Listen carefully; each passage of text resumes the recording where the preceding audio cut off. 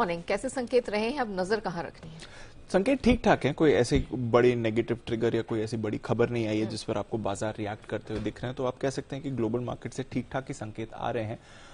6 दिनों से डाउ में तेजी बनी थी, तो एक दिन तो करेक्शन का आना लाजमी था और कल यही होते हुए दिखा है। 260 अंक नीचे कल डाउ बंद हुआ है। जब हमारे बाजार भी बंद हो रहे थे तो डाउ फ्यूचर्स भी करीब 200 अंकों की आपको गिरावट दिखा रहे थे। तो कोई ऐसी आउट ऑफ द ऑर्डिनरी या अनएक्सपेक्टेड फॉल डाउ में नहीं आपने आती हुई देखी है। और ये महीना, ये साल की शुरुआत काफी अच्छी रही है अमेरिकी बाजारों के लिए, और 6 दिनों की तेजी के बाद थोड़ी गिरावट तो आप डाउ पर देखते हैं। बट हाँ, दिन के निचले स्तर पर कल हम बंद होते हुए देखे हैं, और इससे पहले हम देख रहे थे लगातार 3-4 सेशन से डाउ दिन की ऊंचाई पर बंद हो रहा था। तो थोड़ा वहां पर आपको रखनी चाहिए नजर।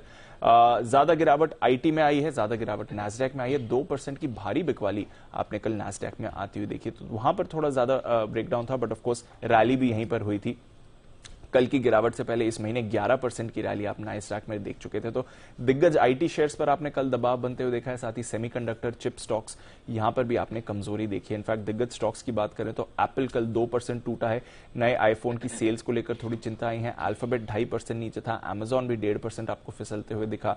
मेटा में आपने 3% की कमजोरी देखी है। कल इसके नतीजे भी आने वाले हैं। और इसके साथ ही टेस्ला में भी करीब 6.25% की गिरावट है। तो ओवरऑल इन शेयर सेक्टर से ज्यादा बिकवाली थी, बट लगभग सभी सेक्टर्स में आपने थोड़ा दबाव देखा था। आईटी के अलावा एनर्जी, यहां पर भी आपने काफी ज्यादा प्रेशर देखा था। एनर्जी एज अ सेक्टर कल करीब 2% लुढ़कते हुए दिखा है। तो एक अच्छी तेजी के बाद कल थोड़ा फिसले हैं अमेरिकी बाजार। 2 दिवसीय फेड बैठक का आज से शुरू हो रही है, तो उस पर सबकी नजर है।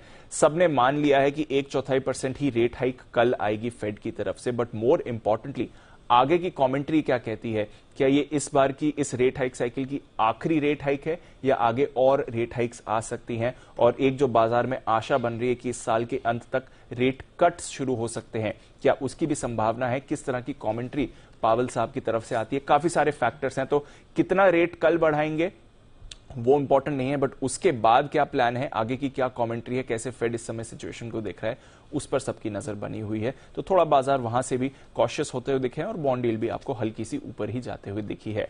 आज की अगर बात करें तो कुछ दिग्गज नंबर्स आने वाले हैं। मैकडॉनल्ड्स के नंबर्स आएंगे, दिग्गज oil and gas company Exxon Mobil के नंबर्स आने वाले हैं, साथ ही जनरल मोटर्स और फाइजर के भी नतीजे आएंगे, तो उस पर भी बाजार की नजर बनी हुई है। यूरोप की बात करें, थोड़ा मिला जुला कारोबार था, ठीक ठाक एक्शन था, कुछ ज्यादा बड़ी मूव्स यूरोप में नहीं आती हुई देखी है।